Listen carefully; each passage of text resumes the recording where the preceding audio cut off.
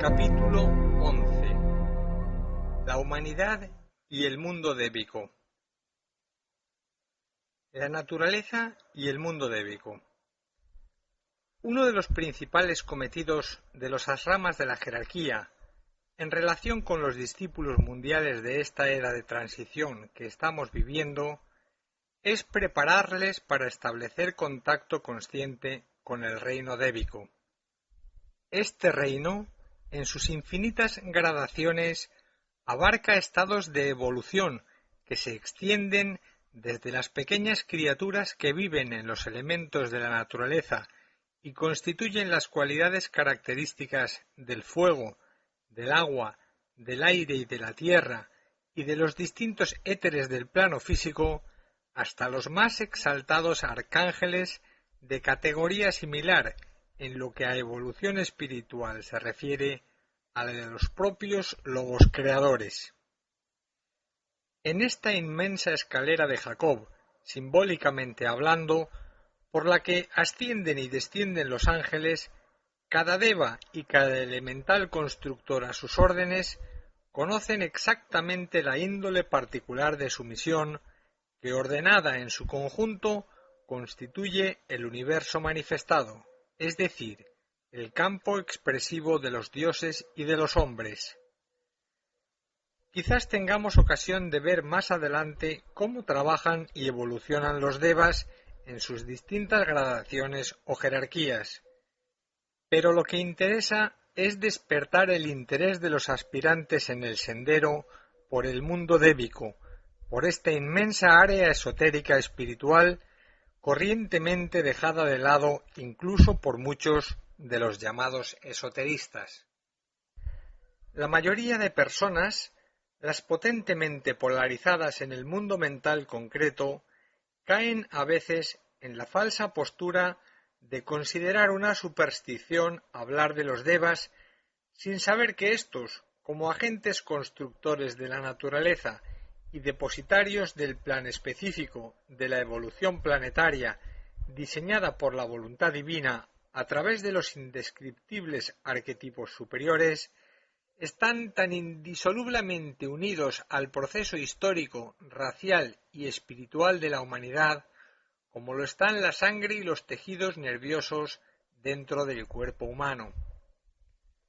Hay también la posición de aquellas otras personas que, hastiadas de las enseñanzas frecuentemente dogmáticas de las religiones organizadas, se resisten a tomar en consideración toda información relativa a este importante aspecto de la enseñanza esotérica.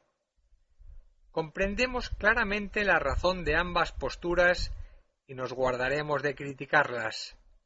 Lo único que podemos hacer, en todo caso, es relatar nuestras propias experiencias en relación con el mundo débico, hablar de la entrañable amistad del mismo respecto al reino humano, contar algunos de nuestros contactos con devas de distintos niveles de evolución, transmitirles algunas de sus enseñanzas y tratar de hacer comprensibles el exquisito interés de los mismos por todos los hijos de los hombres, su excelso amor por los niños, por quienes velan amparados por su inocencia con entrañable y singular afecto, su protección decidida a aquellos que sinceramente se aman, sus tiernos y fraternales cuidados para los enfermos y todos cuantos sufren, y su especial devoción y simpatía hacia los seres humanos capaces de comprenderles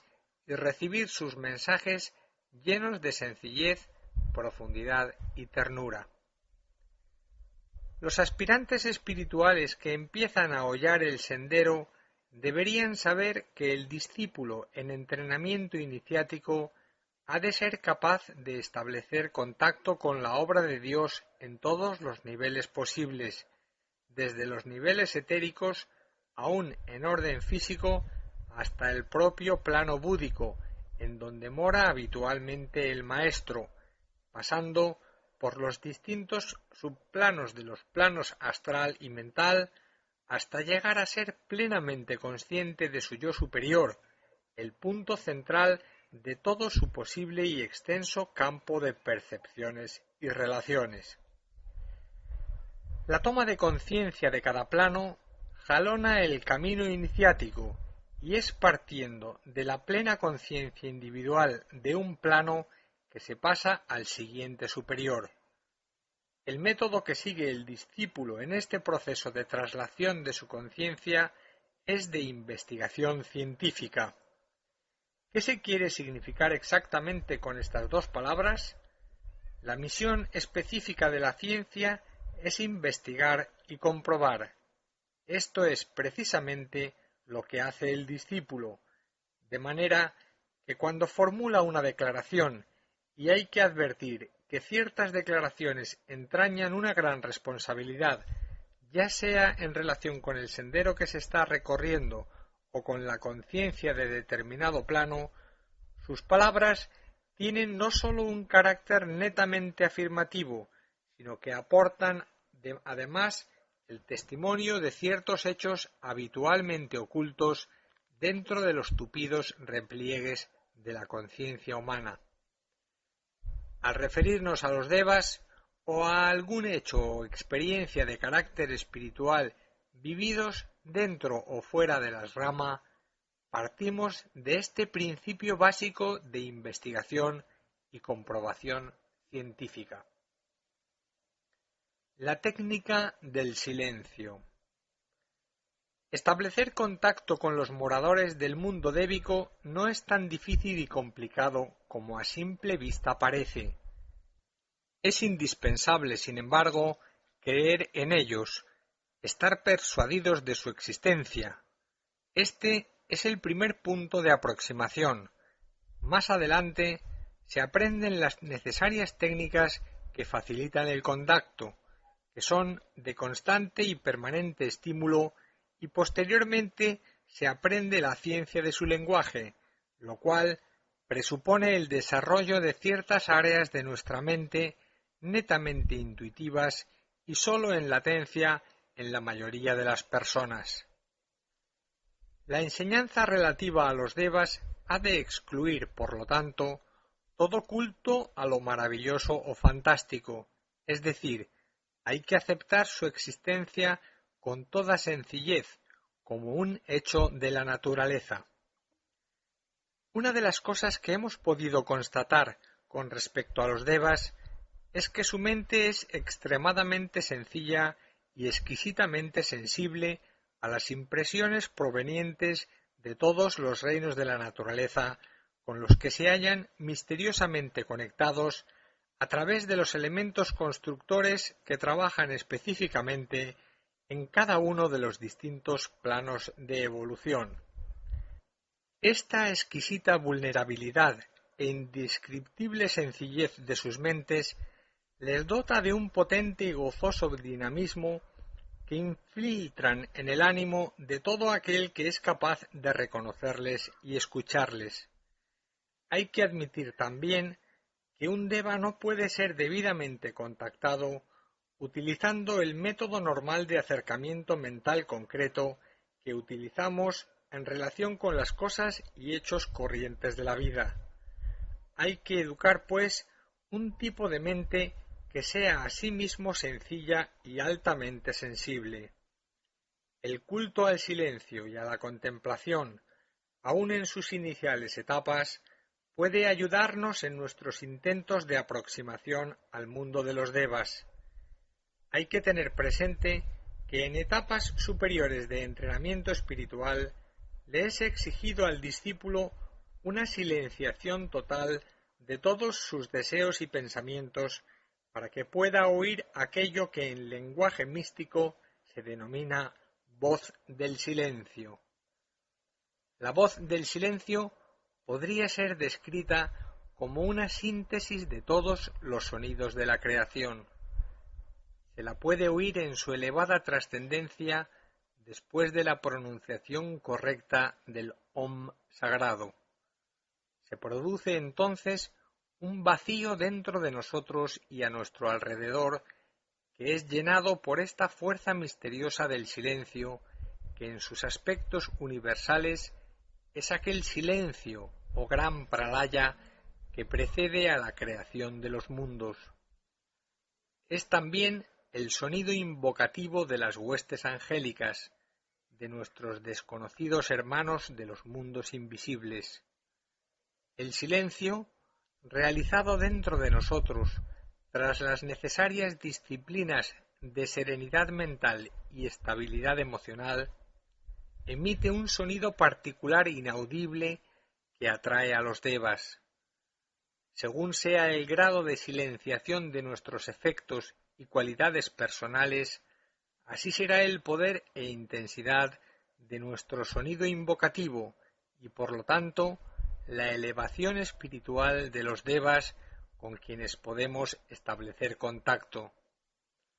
Es precisamente a esta técnica de silenciación a la que se refiere Luz en el Sendero, en aquella esotérica máxima de el discípulo no puede hablar en presencia del maestro hasta no haber perdido toda posibilidad de herir, por medio de la palabra del verbo humano.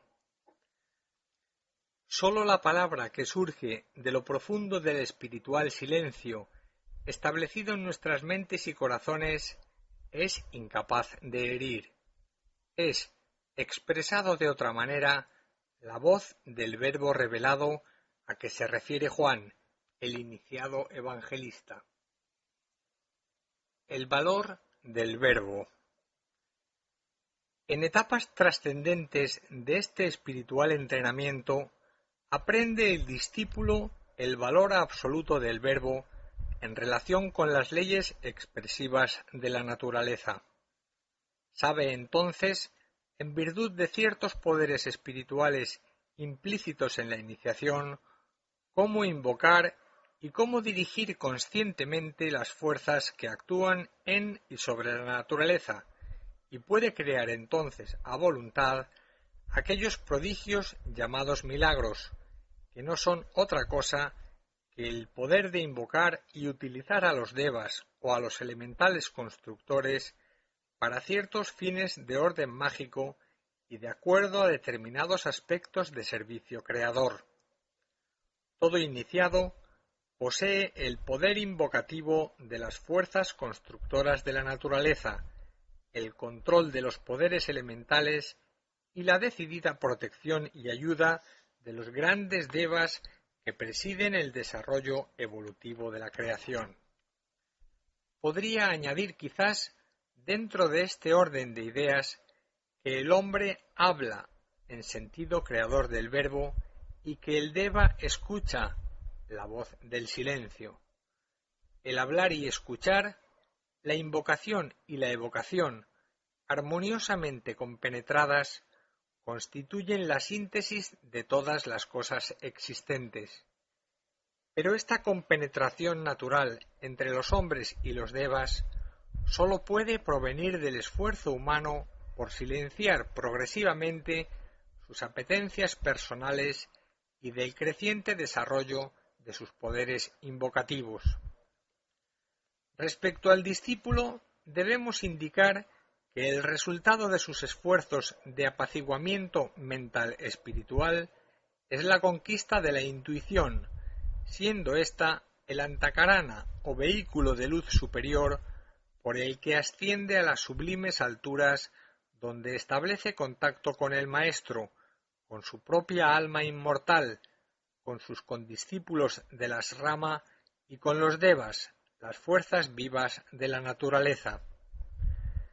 De cada una de estas fuentes superiores recibe el discípulo las inspiraciones precisas y el poder necesario para manifestar ostensiblemente en la vida la gloria revelada de un perfecto Hijo de Dios, gloria hacia la cual tiende incesantemente dejando en cada recodo del camino jirones de honra y de bienes personales. Cada uno, dentro de la particular esfera de relaciones impuestas por su karma personal, puede prepararse también para estos contactos trascendentes, empezando desde ahora un lento y callado proceso de silenciación de todos los innecesarios e inútiles deseos y pensamientos albergados todavía en su ánimo y que les impide acercarse limpiamente a la realidad espiritual que constituye la esencia de sus propias vidas. Dediquen unos momentos de su vida cotidiana a esta sencilla pero universal tarea. No hay que olvidar las palabras de Madame Blavatsky cuando decía: la mente es la matadora de lo real, es decir, de la intuición, pues nuestra mente concreta o inferior, a la que se refiere concretamente este axioma, es constantemente un hervidero de pensamientos, conceptos figurativos y opiniones contradictorias que impiden entrar en la suave quietud de la vida espiritual.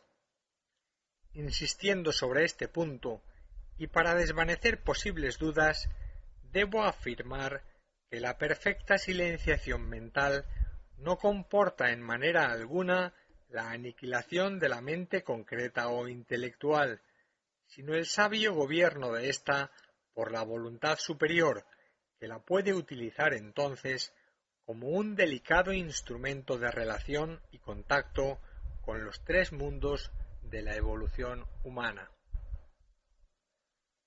Valiosa enseñanza. Debemos decir, para estímulo de algunos estudiantes de esoterismo, que la misión especial de ciertos devas, denominados en lenguaje místico los ángeles del silencio, es sensibilizar las mentes de los hombres para hacerles receptibles al silencio espiritual y a la voz infinita de la naturaleza. Los hombres enseñados por tales devas aprecian en todas las cosas de la vida, aun en las más sencillas e insignificantes, una vida interior palpitante que está dando su mensaje de amor divino. En edades pasadas, de las que la historia no guarda noción, los devas vivían junto a los hombres en el seno de las primitivas humanidades, enseñándoles el arte de vivir, de moverse y de relacionarse. Ellos enseñaron a aquellos instintivos seres, que más tarde serían hombres, las primeras verdades respecto a la naturaleza, desde el culto al sol, fuente de vida, hasta el conocimiento del fuego, que caracterizó una etapa definida dentro del proceso evolutivo de la humanidad. Ellos presidieron los primarios e incipientes motivos de vida que condujeron a la perpetuación de la especie y enseñaron también los principios básicos de relación que culminarían más tarde en el anhelo vivo de conciencia. Fueron ellos, los devas, los que prepararon el camino de la vida animal para contener la simiente de la mente humana, y fueron los ángeles solares, estos misteriosos testigos de la luz, de los que tampoco sabemos, los que infundieron el aliento de su propia vida y conciencia en el ser instintivo animal a través de la gloria inmarcesible de la mente. Por todos estos motivos, está sobradamente justificada toda enseñanza relativa a los devas. Su consustancial relación con el reino humano, su participación constante en la evolución espiritual del hombre y de las sociedades humanas, determina un eje fatal de relación a través del cual giran indisolublemente unidas las evoluciones humana y débica. Cuando al estudiante esotérico se le presentan las verdades contenidas en términos científicos tan conocidos como los de energías y fuerzas, se le advierte ante todo que tales términos están íntimamente relacionados con la vida oculta de la naturaleza y con aquellos misteriosos habitantes de los mundos invisibles que llamamos ángeles, devas o elementales constructores. El discípulo en el asrama sabe apreciar por propia y obligada experiencia y por el proceso riguroso de investigación científica a que se haya sometido la distinción, cualidades y funciones de las distintas jerarquías de devas y puede ejercer sobre aquel mundo oculto y desconocido el poder creador de la vida espiritual. Un poderoso deva con el cual nos fue posible establecer contacto y cuya enseñanza facilitó extraordinariamente el curso exigido de entrenamiento espiritual sobre los reinos ocultos de la naturaleza, nos dijo en cierta ocasión: cuando la ciencia humana haya logrado liberarse del proceso absolutamente técnico o mecánico de sus experimentos y acepte lógicamente la existencia de nuestro mundo, empezará para ella un proceso de aseveración de hechos y verdades que ahora ni remotamente sospecha, perdida en el laberinto de las ecuaciones concretas. Podrá ver directamente en la luz del sol aspectos vibratorios que están más allá de los que se puede captar actualmente a través de sus aparatos científicos. Será consciente también de los factores débicos que concurren en el gran misterio de la electricidad y tendrá también una explicación lógica y racional para ella todo cuanto hasta aquí ha encuadrado dentro de este orden vago y misterioso que el mundo llama milagro. Conocerá a Dios más realmente de lo que lo hace ahora a través de sus grandes avances técnicos y descubrimientos. Simplificará tanto su proceso de investigación y estudio que las maravillosas computadoras e ingenios electrónicos serán meramente unos juguetes mecánicos que sólo interesarán a los cerebros juveniles. El contacto directo con la realidad le abrirá las perspectivas de un mundo insospechado, cuyo sondeo debe ser verificado con una mente tan ágil y libre que ningún ingenio creado, por perfeccionado que sea, podrá equiparársele. Esta nueva legión de investigadores científicos cuenta ya dentro de sus filas con algunos elementos despiertos dentro del orden espiritual, que saben ya por experiencia lo que significa estar en consciente contacto con la realidad universal, cuyo poder creador y ordenador lo preside todo. Las palabras de este gran amigo fueron muy inspiradoras para nosotros. Ellas dan la clave de mucho de lo que se refiere a la relación entre inspiración espiritual y la técnica humana, entre la intuición y el instrumento intelectual. Por la intuición se establece contacto con el mundo causal de las realidades subjetivas, aunque en un mundo ordenado de acuerdo a un sinnúmero de principios concretos, es realmente difícil llegar a esta directa percepción que elimina todos los posibles intermediarios. No obstante, hay que repetir hasta la saciedad que si bien el proceso perceptivo de la realidad pertenece a la mente intuitiva o abstracta del hombre, el proceso de organización y plasmación de estas percepciones e inspiraciones pertenece a la mente concreta. Es para establecer el mágico equilibrio de la vida en sus distintos y variados niveles de actividad que las escuelas esotéricas del mundo y principalmente los asramas de la jerarquía ofrecen a los aspirantes espirituales y a los discípulos mucha información oculta sobre el mundo débico o angélico. Una de las primeras enseñanzas del asrama trataba precisamente del contacto débico. Virtualmente, estas entidades, en sus innumerables graduaciones, actúan también sobre la humanidad desde distintos niveles vibratorios, aunque no nos demos cuenta de su misteriosa y eficaz influencia sobre nuestras vidas. Señalaré la primera vez que establecí contacto consciente con un deva. Sentí como si una brisa suave y fresca penetrara profundamente dentro de mí, llevándose todos mis deseos y pensamientos.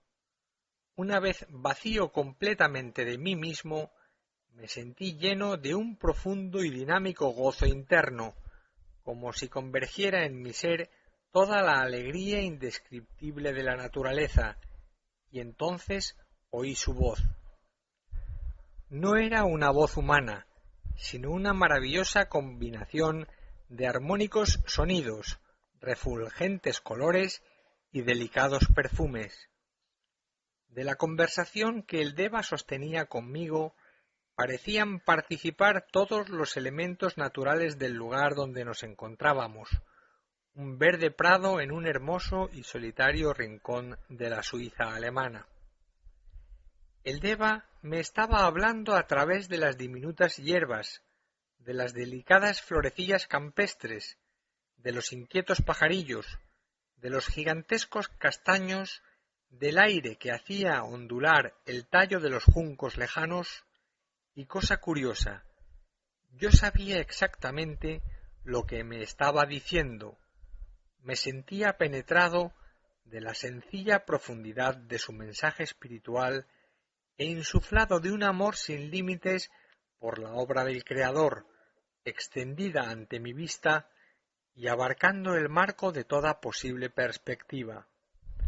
Para mí, la existencia de los Devas y su directa participación en nuestra vida a través de la naturaleza viva que nos rodea es una realidad y no un sueño ni una fantasía. Los ejercicios asrámicos de contacto débico fueron muy sencillos al principio y se iniciaron con la invocación de pequeñas criaturas habitantes de las regiones etéricas, algunas de ellas realmente bellísimas, graciosas y juguetonas, otras terriblemente repulsivas, repelentes y esquivas. El maestro nos dijo: debéis aprender a amar tanto las unas como las otras, pues así como el bien y el mal, en sus aspectos de luz y sombra, son consustanciales en la vida evolutiva del planeta, basada en la conciencia de dualidad, la labor de estas pequeñas criaturas, cada cual desde su particular nivel o elemento, contribuye a la realización del gran plan. Una cosa quiero que grabéis en vuestras mentes y corazones. Estas pequeñas criaturas de los éteres viven en los elementos que motiva la expresión de la naturaleza en todos sus aspectos. Ellas trabajan de acuerdo a un modelo mayormente impuesto por la propia evolución de los hombres. A medida que la humanidad avance y tienda hacia la unidad esencial, desaparecerá de la tierra toda fealdad y desarmonía, pues no habrá en ella las pequeñas criaturas de los éteres que trabajan con la sustancia de las sombras. Pero mientras tanto, amadlas como creaciones vuestras, fecundadas, gestadas y nacidas del inestable humor de vuestro ánimo, que pueden mejorar considerablemente con el impulso creador de vuestro propósito interno. Y no olvidéis nunca que en lo que acabo de deciros subyace el misterio oculto de la gran verdad esotérica que ha de estar presente en el ánimo de todo discípulo. La naturaleza cumplirá su verdadera misión cuando el hombre haya cumplido la suya. Maravillosa excursión a Montserrat. Casi en el centro geográfico de Cataluña, a unos 60 kilómetros por carretera de Barcelona, se alza una de las más bellas montañas de Europa, la montaña de Montserrat. Su sorprendente configuración y el orden caprichosamente magnífico de sus rocas, que la hacen parecer un museo de escultura natural, convierten este lugar en el más interesante centro de atracción turístico de Cataluña. La montaña de Montserrat contiene multitud de leyendas, a cual más atrayente y sugestiva desde el ángulo de la investigación esotérica. Una de las más conocidas y la que mayormente atrae la atención de los espiritualistas es la de que el gran músico Richard Wagner se inspiró en ellas para componer su famosa obra Parsifal. Este hecho en sí no tendría importancia trascendente dada la profunda inspiración del músico alemán, pero la tiene, sin embargo, si aliamos esta leyenda a otra anterior que asegura existe en un remoto y secreto lugar de esta montaña un templo iniciático o un centro magnético donde se realizan periódicamente ciertos rituales mágicos a cargo de altos iniciados de la Gran Logia Blanca del planeta.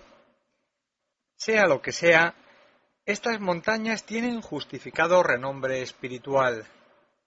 Existe allí también un monasterio benedictino que fundó en el año 1031 el abad Fray Oliva, con un templo realmente magnífico donde pueden contemplarse maravillosas obras de arte. Este templo está dedicado a la famosa Virgen Morena de Montserrat, a la Moreneta, como la llaman familiarmente los creyentes catalanes.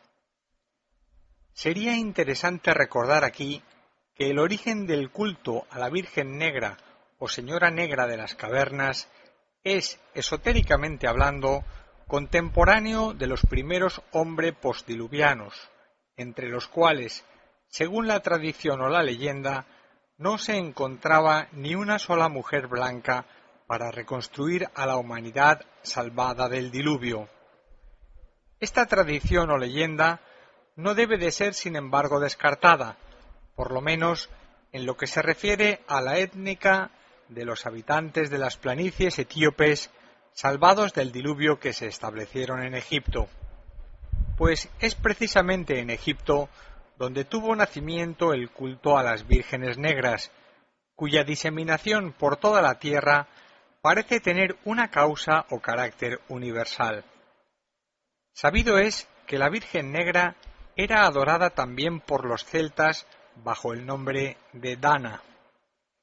En lo que al esoterismo se refiere, la Madre Negra es la representación de la divinidad oculta y del trabajo sutil y misterioso que se realiza en la clandestinidad de las cuevas y de los templos ocultos de orden iniciático.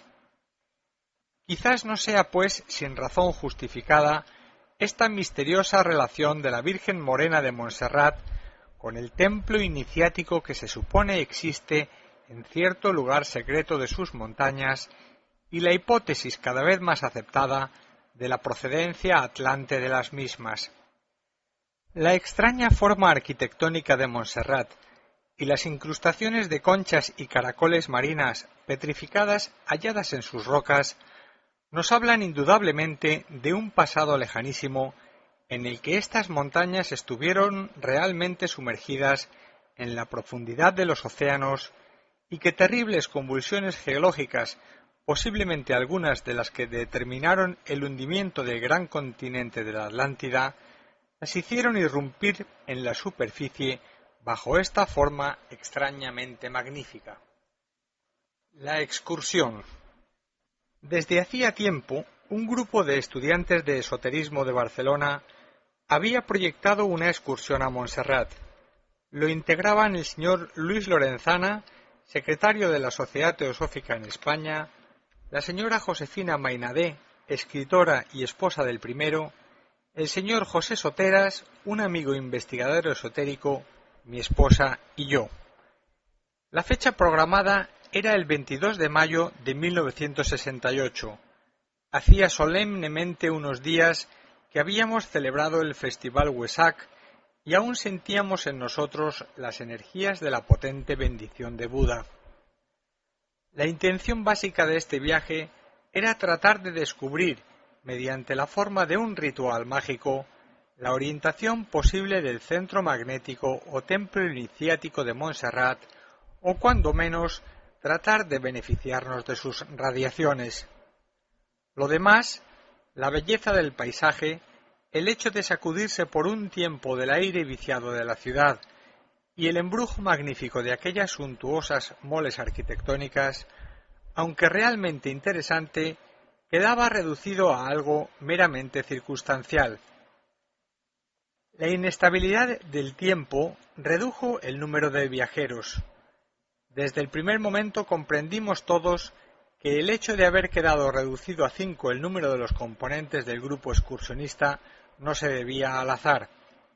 El 5, número sagrado por excelencia, por estar en misteriosa relación con la vida mística del Cristo, Señor de los ángeles y de los hombres, me pareció tener un efecto sorprendente sobre la experiencia conjunta que había abierto a nuestras mentes y corazones el ansia de una participación activa en los misterios que, al parecer, se reproducen cíclicamente en el centro sagrado de las montañas de Montserrat. El día era realmente desapacible, y al llegar soplaba un viento frío, casi invernal, y caía una fina lluvia. Algo parecía desafiarnos a quedarnos abajo, en las dependencias comerciales contiguas a la basílica, en busca de confort y de placentero diálogo. Pero no era esta nuestra intención, y por ello, arriesgándonos a todas las posibles incomodidades, decidimos emprender nuestra excursión a las cumbres. Tomamos, pues, un autocar hasta la estación del funicular que debía conducirnos a San Jerónimo, estación de llegada, y desde allí dirigirnos a pie al santuario de San Juan. Durante este trayecto empezó nuestra aventura espiritual. Desde la estación del funicular de San Jerónimo en dirección al santuario de San Juan, hay que descender por un camino que conduce a una pequeña ermita cerrada, donde hay una bifurcación de 2 senderos, uno el de la izquierda que lleva a San Juan y el otro casi una prolongación del anterior en descenso que conduce a un hotel en la cresta de la montaña. Al llegar al fondo y casi frente a la pequeña ermita, percibía un deva resplandeciente de luz, cuya aura de un vivísimo color azul-violeta daba a entender que se trataba de un deva de elevado desarrollo espiritual. Huelga decir que la impresión que me causó esta presencia fue realmente extraordinaria y que desde aquel momento me sentí invadido por una profunda sensación de paz. Pero nada comuniqué de inmediato a mis amigos, aunque sí después, cuando en el momento de celebrar el ritual mágico meditativo, me sentí potentemente impelido a transmitirles el mensaje de aquel deva. Nos habíamos sentado los 5 en una pequeña hondonada bajo el camino que conduce al hotel de la cumbre. Como la inestabilidad del tiempo había restado afluencia a estos lugares habitualmente muy concurridos, el silencio era casi absoluto. Nuestro ánimo sereno y nuestra mente en calma propiciaban, en efecto, un trabajo espiritual realmente positivo. Por una, digamos, extraña casualidad, el sol había salido en aquellos momentos por entre el claro de 2 espesas nubes.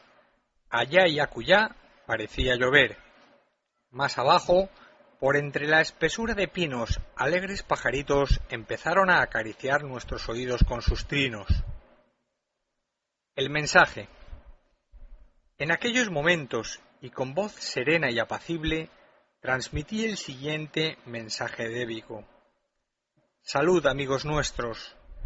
Es realmente inspirativo y conmovedor el contacto que puede establecerse entre los hombres y los ángeles, entre los hijos de la naturaleza y las fuerzas vivas que la crean.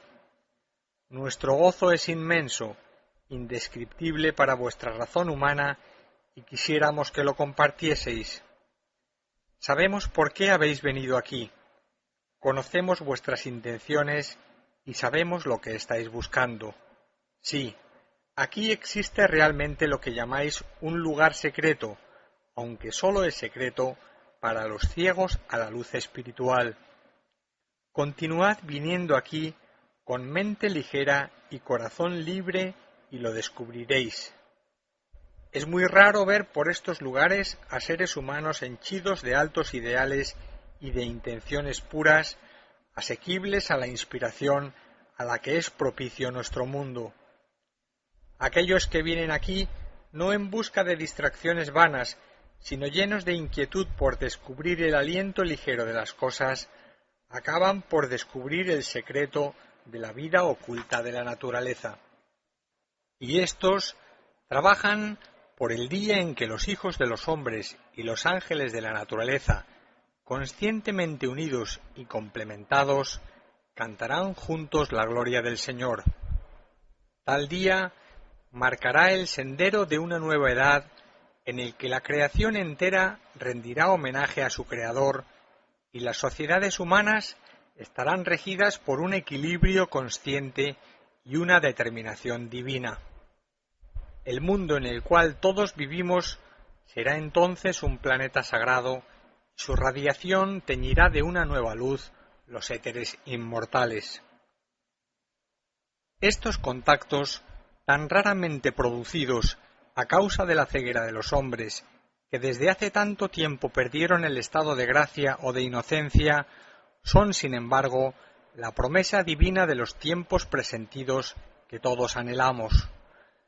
Pues de la misma manera que un relámpago, aunque rápido y fugaz, da una magnífica idea de la luz de donde emana, así estos contactos entre los hombres y los ángeles abren la esperanza de un mundo ideal en el que el pensamiento humano y el sentimiento de los devas, armoniosamente compenetrados, den a luz una mejor forma de civilización y una nueva vitalidad en la expresión de la vida de la naturaleza. Quisiera ayudaros en vuestras pesquisas internas, pues os guía la buena intención y percibo en vosotros una perfecta aura de amistad. Mantened firmemente esta amistad, gloria del destino humano, que os hará asequibles al amor inmortal de los devas. Volved más adelante, hay lugares sagrados aquí, henchidos de fuerza magnética, que pueden ayudaros mucho en la consumación de vuestro particular destino. Pero no vengáis en grupos numerosos, sino eligiendo cuidadosamente aquellos que verdaderamente se sientan inspirados por la fuerza de la devoción espiritual y el perfecto culto a la vida de la naturaleza. Con estas santas disposiciones siempre hallaréis aquí o en otros lugares sagrados a un deva o a un grupo de devas dispuestos a ayudaros. Regocijaos ahora con nosotros y participad en silencio de la paz natural de estos lugares. Que esta paz sea el premio de vuestra recta intención y os sirva de potente estímulo para continuar la obra que cada cual ha de realizar en el mundo para mayor gloria del Señor. Yo os bendigo con amor y os ofrezco mi amistad con el destello natural de nuestra vida de equilibrio, y en tanto permanezcáis aquí, estaréis bajo mi protección. Seguid adelante con la vista eternamente orientada hacia las doradas cumbres en donde los dioses creadores y sus ángeles servidores tejen para el reino humano un futuro de perfección. Mis palabras, cada vez más lentas y suaves, se habían ido infiltrando sutilmente a través del oído en nuestros corazones, llenándonos de un sentimiento de paz indescriptible. Cada cual, a su manera, había notado claramente la presencia de aquel deva, misterioso habitante de los mundos invisibles, pero todos habíamos convenido en que el hecho de encontrarnos allí reunidos no era fortuito, y que una misteriosa sucesión de acontecimientos causales nos habían puesto en contacto con la más poderosa de las fuerzas de la naturaleza, el reino de los devas, de los ángeles del Señor, verdaderos agentes fraternales del poder de Dios manifestado.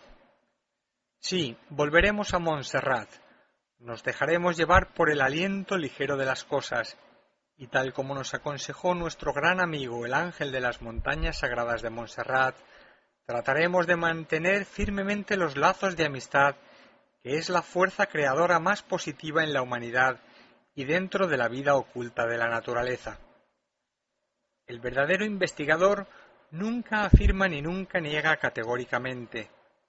Se limita simplemente a investigar, y cuando sus investigaciones dan un fruto como consecuencia de sus pesquisas, entonces adquiere aquella especial virtud de asentimiento que sólo puede provenir de la experiencia. Hablar de un hecho sin haberlo comprobado indica falta de madurez. No se pueden descifrar ciertos enigmas o misterios de la naturaleza recurriendo únicamente a la imaginación. Uno puede imaginar fácilmente un deva. Tenemos todos una idea formada de cómo son los devas, los ángeles. Los hemos visto desde nuestra niñez, plasmados en cuadros y en estatuas. Pero ¿son ellos tal como nos las han presentado los artistas en sus lienzos o en sus piedras talladas, o como los han descrito ciertos investigadores? La corriente de vida que culmina en el mundo débico contiene una gradación infinita. Esto implica naturalmente que sus formas expresivas, así como sus especiales funciones, son muchas y muy variadas. El color con que se muestran al investigador contiene también infinidad de matices, algunos de ellos de tal naturaleza y de tal extraño fulgor que nuestros colores conocidos, los clásicos 7 del espectro solar y los innumerables que surgen de sus infinitas combinaciones, no pueden ni remotamente dar la más mínima idea del mismo. En estas condiciones, el hecho de ver un deva y su posible descripción por parte del clarividente observador está condicionado a muchos pormenores y a muchas dificultades, debido a los distintos elementos en que se muevan los devas, a las cualidades de los mismos, a su tipo vibratorio y, singularmente, a la formación espiritual del observador y a su grado de madurez interna. Conocemos algunas personas que aseguran que ven a los ángeles, a los devas y que incluso hablan con ellos. No dudo de sus palabras, aunque cada cual verá y oirá aquello que está a su inmediato alcance o en su mismo nivel vibratorio. En cierta ocasión, después de un profundo proceso meditativo de grupo, una señora clarividente dijo que cuando cierta persona había pronunciado el Om sagrado, se habían rasgado encima de ella los éteres del espacio y que había aparecido un ángel resplandeciente de luz con las manos en actitud de bendecir. Nos chocó esto de las manos al referirse a un ángel. En realidad, un ángel es una ráfaga de luz, de color, de sonido. No tiene una configuración humana, salvo en determinadas circunstancias, aquellas en las que él, y me refiero a un deva superior, quiere presentarse bajo esta forma. Existe también el juego de la imaginación humana, acostumbrada a cierto tipo de formas. No es extraño que un ángel se preste a este juego de la imaginación, singularmente si esta imaginación viene estimulada por motivos puros y por impulsos realmente espirituales. Pero la forma de un ángel es muy distinta de la que nosotros tenemos en nuestra mente. Su exquisita plasticidad, el poder que tienen los devas superiores sobre los elementos naturales, hace que su forma se adapte siempre a las condiciones de este ambiente. Por ejemplo, los devas solares, los que viven en y son la luz del sol, aparecen como ráfagas luminosas del color de este astro, pero de tan extraordinario fulgor que resulta imposible mirarlos. Sólo cuando se sienten observados y comprenden los sanos motivos del observador, disminuyen la intensidad de su brillo y aparecen como surgiendo del profundo seno de la luz en donde viven. En tal caso, se los puede apreciar con flameantes cabelleras de color ígneo del sol que prácticamente cubre sus cuerpos. Hablamos en forma muy figurada y tratando solamente de dar una simple idea de aquello que la imaginación es casi incapaz de dar forma. Cuando hablamos de ráfagas, al referirnos a los devas, nos atenemos a lo inmediato que surge en nuestra mente. El color define estas ráfagas y el observador puede darse cuenta del tipo de deva que está observando. Es muy interesante esta definición. Al hablar de cuerpos, no nos referimos a cuerpos parecidos a los nuestros, sino más bien al aspecto que adoptan las ráfagas de vida angélica en un momento determinado y de acuerdo con las cualidades espirituales del observador. El aspecto científico de la enseñanza esotérica en lo que atañe a los devas, reino desconocido o imperfectamente conocido por la mayoría de las gentes y aún por muchos estudiantes de esoterismo, constituye un requisito básico en lo que se refiere al entrenamiento espiritual de los miembros de una rama. Entendemos por aspecto científico a. El mundo débico en relación con las energías y fuerzas que operan en la naturaleza y en todos los reinos que evolucionan en la misma. B. La experiencia directa del discípulo en entrenamiento esotérico con entidades más o menos evolucionadas del mundo débico. C. Las distintas gradaciones de devas, solares unos y lunares otros, pero que en su mutua interdependencia o conjunción magnética producen el gran misterio de la electricidad en nuestro planeta.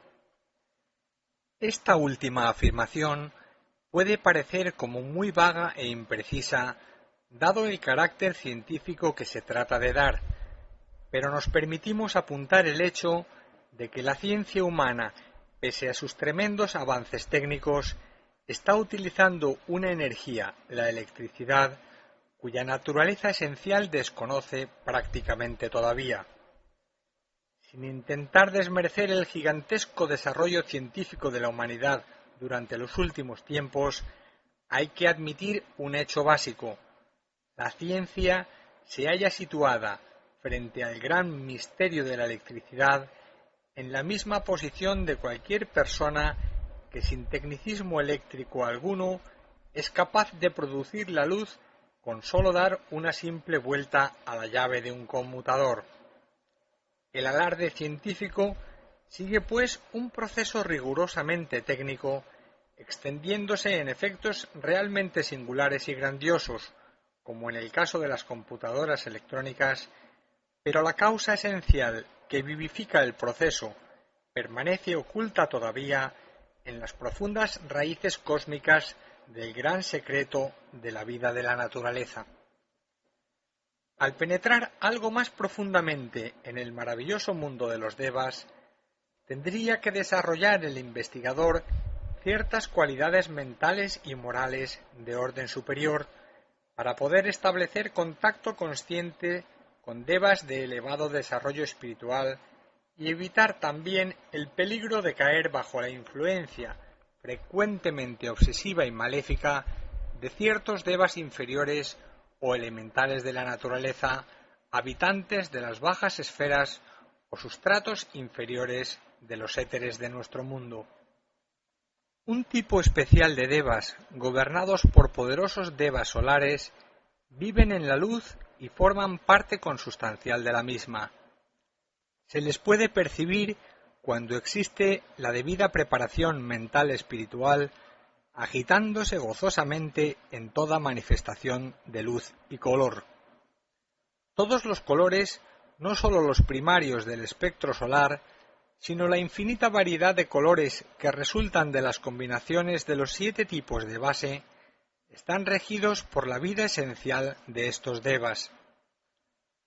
La actividad de una especie particular de los mismos constituye el aspecto calor de la luz, habida cuenta de que toda expresión de luz y calor en nuestro universo es una manifestación del Sol al coincidir sus rayos sobre los éteres o aura particular de todos y cada uno de los planetas del sistema solar. Las cualidades especiales de cada planeta, expresando su grado de evolución, quedan así exaltadas o elevadas en su sintonía por la acción del Sol, centro y vida del sistema. Toda manifestación de luz y de calor obedece al principio universal de fricción. Este principio condiciona la evolución total del universo en donde vivimos, nos movemos y tenemos el ser. Hay que entender por fricción el contacto del espíritu con la materia, del aspecto masculino con el femenino, de la vida con la sustancia.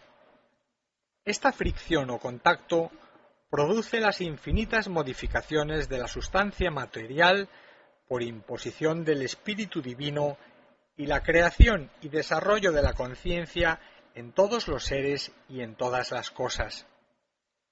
En el devenir de este proceso básico existen una serie de factores que escapan normalmente a nuestra penetración y percepción, como por ejemplo el concurso de los devas y también las reacciones del complejo atómico de los tres mundos, físico, emocional y mental, en donde vivimos sumergidos. Pero no se trata de este tipo de conciencia en evolución que tiene como campo de experimentación lo que esotéricamente definimos conciencia del átomo, sino que lo mencionamos únicamente por sus implicaciones o relaciones con todo cuanto tiene que ver con la vida de los devas, cuya especial función, en orden al proceso estructural de todas las formas que existen en la naturaleza, está directa e indisolublemente vinculada a la infinita e indescriptible variedad de vidas y conciencias que evolucionan en el mundo de los elementos químicos y de los átomos. Una manifestación inferior de devas solares puede ser fácilmente perceptible al ojo humano cuando se contempla el azul del cielo un día intensamente soleado. Se trata de aquellos corpúsculos o puntos luminosos en incesante movimiento que se agitan en el espacio. Pese a su extraña pequeñez, su función es muy importante si tenemos en cuenta que su actividad vitaliza a los organismos vivos. En general, las distintas gradaciones de devas solares en sus innumerables interacciones, combinaciones, modificaciones o estados, a través de los distintos éteres planetarios, producen por fricción aquella sustancia vital que los esoteristas llaman prana.